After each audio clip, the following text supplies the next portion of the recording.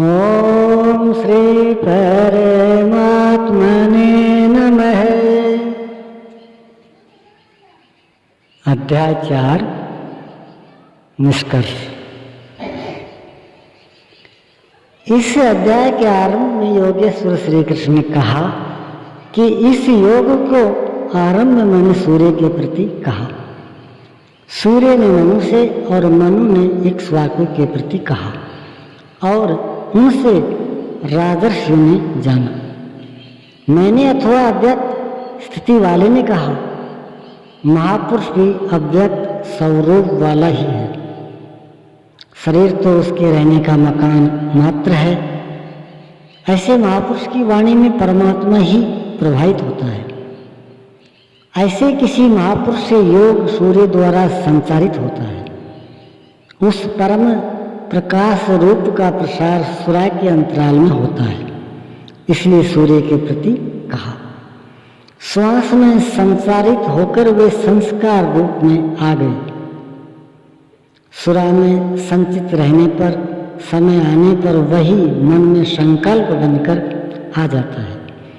उसकी महत्ता समझने पर मन में उस वाक्य के प्रति इच्छा जागृत होती है और योग कार्य रूप ले लेता है।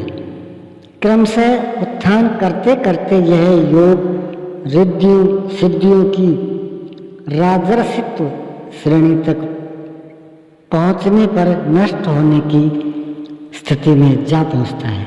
किंतु जो प्रिय भक्त है, अनन्य सखा है, उसे महापुरुष ही संभाल लेते हैं। अर्जुन के प्रश्न करने पर कि आपका जन्म तो अब हुआ है, योगेश्वर श्री कृष्ण ने बताया, अव्यक्त अविनाशी अजन्मा और संपूर्ण भूतों में प्रवाहित होने पर भी आत्ममाया योग प्रक्रिया द्वारा अपनी त्रिगुणमयी प्रकृति को वश में करके मैं प्रकट होता हूँ। प्रकट होकर करते क्या है? साध्य वस्तुओं को परित्राण देने तथा जिनसे दूषित उत्पन्न होते हैं उनका विनाश करने के लिए, परम धर्म परमात्मा को स्थिर करने के लिए मैं आरंभ से पूर्ति पर्यंत पैदा होता हूँ। मेरा वह जन्म और कर्म दिव्य है, उसे केवल तत्वदर्शी ही जान पाते हैं।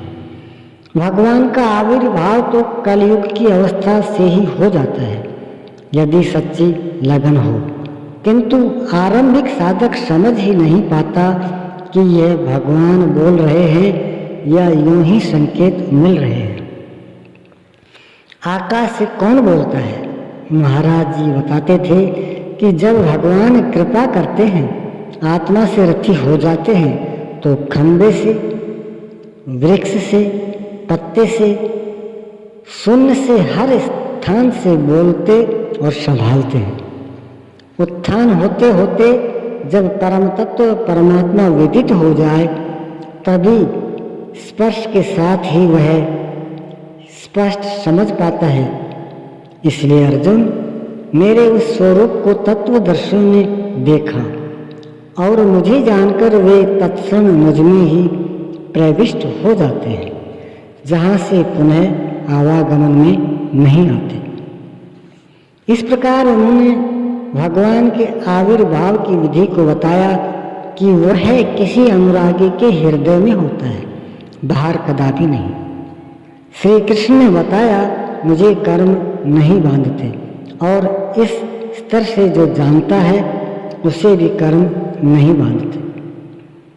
यही समझकर मुमुक्षु पुरुषों ने कर्म का आरंभ किया था कि उस स्तर से जानेंगे तो जैसे श्री कृष्ण वैसा ही उस स्तर से जानने वाला वह पुरुष, और जान लेने पर वैसा ही वह मुमुक्षु अर्जुन।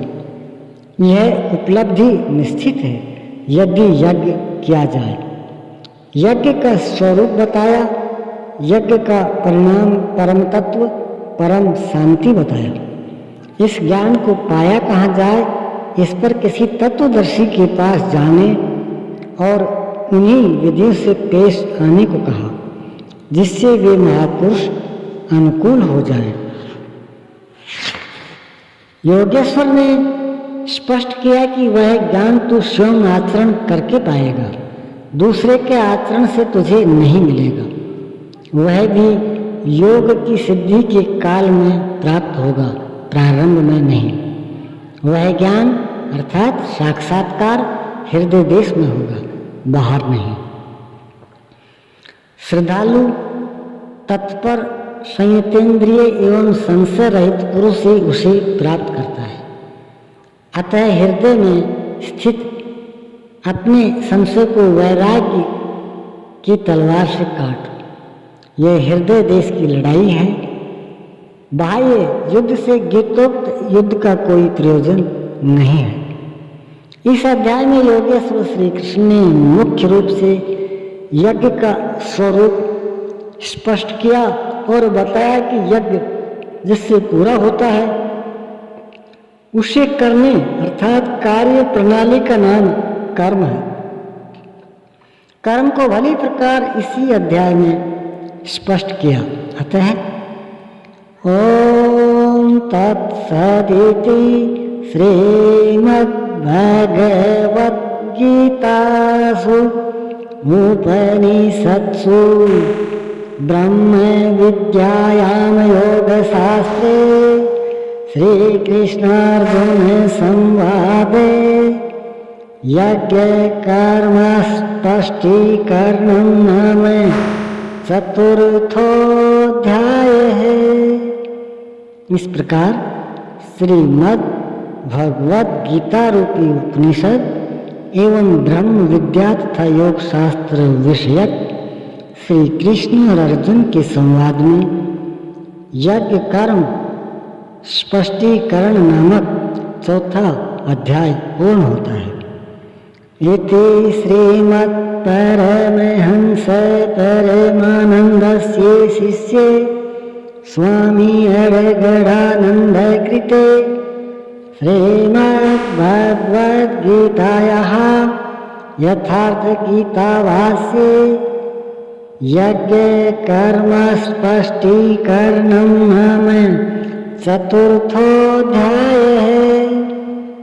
इस प्रकार श्रीमद् परमहंस परमानंद जी के शिष्य स्वामी अड़गड़ानंद कृत श्रीमद् भगवद गीता के भाष्य यथार्थ गीता में यज्ञ कर्म स्पष्टीकरण नामक चौथा अध्याय समाप्त होता है। हरि ओम तत्सत्। ओम श्री सद्गुरुदेव भगवान की जय।